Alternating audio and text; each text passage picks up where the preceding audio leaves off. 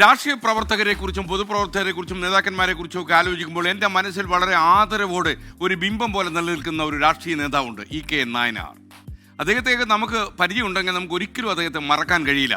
അദ്ദേഹത്തെ ദൂരെ നിന്ന് കാണുന്ന ആളുകൾക്കൊക്കെ തന്നെ അദ്ദേഹത്തിൻ്റെ ചിത്രം അവർ ആത്മാവിൽ പതിച്ചിട്ടുണ്ടാകും. ഇന്ന് ഇ.കെ. നായനാരുടെ ഓർമ്മ ദിനമാണ്.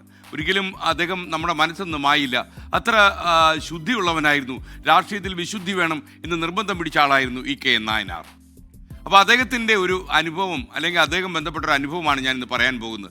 തിരുവനന്തപുരത്ത് ഒരു തെരഞ്ഞെടുപ്പ് റാലി നടക്കുകയായിരുന്നു. നമ്മുടെ CPI നേതാവ് പന്ന്യൻ രവീന്ദ്രൻ അദ്ദേഹമാണ് അവിടെ പ്രസംഗിച്ചുകൊണ്ടിരിക്കുക. അപ്പോൾ പന്ന്യൻ രവീന്ദ്രൻ്റെ പ്രസംഗം ഇങ്ങനെ തകർത്ത് കയറുന്ന സമയത്ത് രവീന്ദ്രൻ അത്യാവശ്യം നന്നായിട്ട് സംസാരിക്കുമെന്ന് നിങ്ങൾക്കറിയാം. അവിടേക്ക് ഇ.കെ. നായനാർ കയറി വന്നു. നായനാരെത്തി, അതുകൊണ്ട് ഞാൻ പ്രസംഗം അവസാനിപ്പിക്കുകയാണ് എന്ന് പന്ന്യൻ രവീന്ദ്രൻ കയറി പറഞ്ഞു. നിർത്തല്ലേടോ തട്ടിക്കോ എന്ന് നായനാർ. സഖാവിൻ്റെ പ്രസംഗം കേൾക്കാനാ നാട്ടുകാർ വന്നിരിക്കുന്നത്, എൻ്റെ പ്രസംഗം കേൾക്കാനല്ല എന്ന് പന്ന്യൻ രവീന്ദ്രൻ പറഞ്ഞു. എന്നാൽ പിന്നെ ഞാൻ പ്രസംഗിക്കാം എന്ന് പറഞ്ഞിട്ട് നായനാർ മൈക്ക് കയ്യിലെടുത്തു. എന്നിട്ട് ജനങ്ങളോടായി പറഞ്ഞു, എടോ തൻ്റെ പ്രസംഗത്തിന് ഈ ആളുകളെല്ലാം കൈയടിച്ചിട്ടുണ്ട്.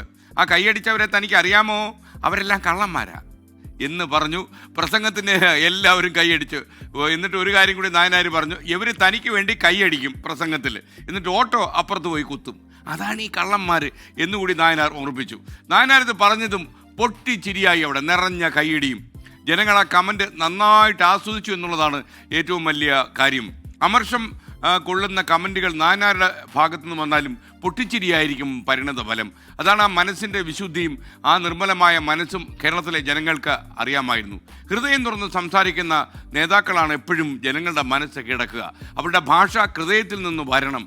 നേതാവിനോടൊരു ആത്മബന്ധം അവർക്ക് എപ്പോഴും ഉണ്ടാകും. അതുകൊണ്ട് തന്നെ നായനാർ ആജീവനാന്തം ഒരു ആത്മാർത്ഥയുടെ താമര നൂല് ജനങ്ങളുമായി സൂക്ഷിച്ച ഒരു വ്യക്തിപ്രഭാവമായിരുന്നു. ഇന്നും ജനമനസ്സിൽ ഇ.കെ. നായനാർ എന്ന് പറയുകയാണെങ്കിൽ പെട്ടെന്ന് ഒരു ചെറിയ നർമ്മബോധം വരും.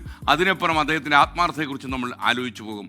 ഇ.കെ. നായനാർ എന്നും മലയാളി മനസ്സിൽ ജീവിക്കുക തന്നെ ചെയ്യും. കാര്യം ഇ.കെ. നായനാർക്ക് തുല്യം ഇ.കെ. നായനാർ മാത്രം.